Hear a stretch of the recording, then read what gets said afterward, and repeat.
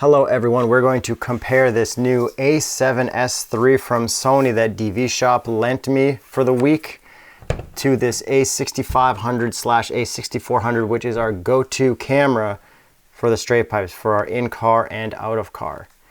The main difference is this is full frame, this is crop sensor. The 65 has a moving sensor, the 64 doesn't.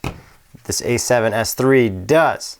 And then this flip screen on the 6500 goes up to here. The 64 flips all the way up. That's what I'm using right now.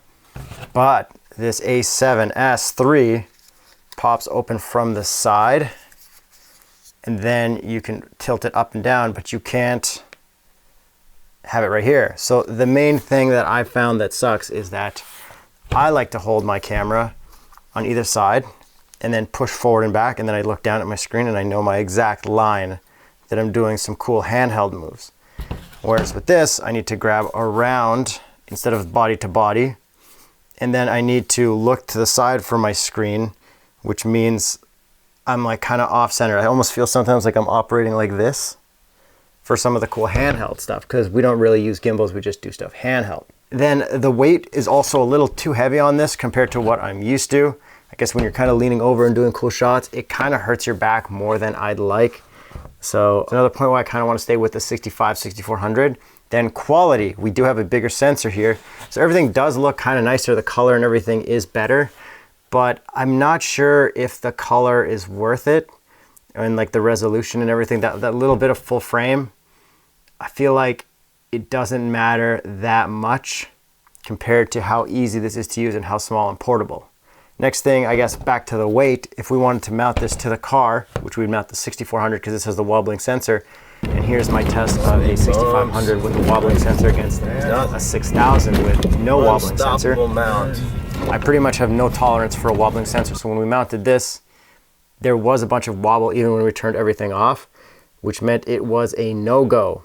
And then you compare that to the 6400 footage, same lens and everything, the 6400 was so much better. So now if I move into Premiere and analyze some frames, this is with the A7S III with the, I'm not sure which lens, I think our interior lens mounted. Look at this. Boom, that's the sensor jiggling on a bump. Not cool. We don't have any tolerance for that. And then if I compare it exactly to my 6400 footage, when you look at it side by side, you do notice a little bit of different jiggle, and I think the weight doesn't help either. Having a lighter camera for in-car helps a lot more. I think if we were to move to a full-frame in-car, we would need to move to, I think, the original A7, which has the sensor that doesn't have any stabilization. And then I think the A7 has a screen that flips out like this, not all the way up like the 6400, but then that'll only shoot 1080, but then you can upscale it and it looks better. So I think I'm going to look into the A7 to buy one of those if I do want to switch to full frame. But even for the in-car stuff, not that great.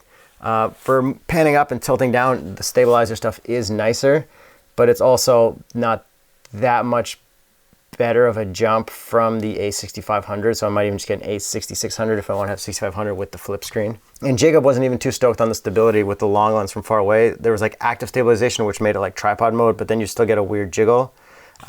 Just the other mode, the other stabilization mode wasn't that great either. One thing I do really like, see on the back of this one, those are all the buttons. So if we want to touch to focus, then you can't really touch to active track as well. It gets kind of confusing. But here, because I have this little joystick here, I can touch to focus anywhere I want, or I can touch to track anywhere I want, and then I can use this to actually move it around when I don't want to use touch to focus, because sometimes I just want to keep the focus in the bottom left corner. Then there are a lot more like shortcut buttons that we have been using, which have been really nice. I guess I could also check the prices, the price difference. A7S III body, $5,000. That's what this costs, and I'm not super happy with it. So I wouldn't go that route. Let's see about, that's Canadian. Let's see, A6600. So what does a 6600 cost? $16.99 body only. Oh, and they both have hybrid log gamma, so that's nice. And then what does a 6400 cost? $12.49. And it doesn't have the stabilized sensor. So to sum it up, The A7S III is really nice, but not for what we're using. I hate the side flip screen. Jacob doesn't like the stability for what he's doing for his long lens tripod stuff, handheld. I don't really like it for my pushing forward thing. The price difference isn't worth the higher quality in the sensor. This is lighter, and this combined with the 6400, the 6500, the 6600, I can mount it in a car and not have any sensor shake, and that's kind of the biggest thing. So even though I'm not getting higher quality, the crop sensor Sonys are still killing it, so we're going to stick with that. But it was nice to play with a heavy-duty big boy camera. Thanks DV Shop for letting me borrow it. Sorry Sony, we're not switching.